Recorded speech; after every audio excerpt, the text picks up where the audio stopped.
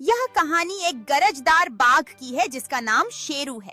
शेरू एक विशाल जंगल में रहता है जहां उसकी गतिविधियों पर सभी जीव जंतु नजर रखते हैं। एक दिन शेरू ने अपनी भूख को शांत करने के लिए शिकार करने का तय किया। उसने एक हिरण को अपना शिकार बनाते हुए देखा और उसके पीछे स्टेल्थी तरीके से बढ़ने लगा। शेरू ने अचानक छलांग लगाई, उसके तेज और मजबूत कदमों से जंगल की धरती थर्राई। शेरू ने हिरण को पकड़ लिया और जंगल में शांति का माहौल टूट गया।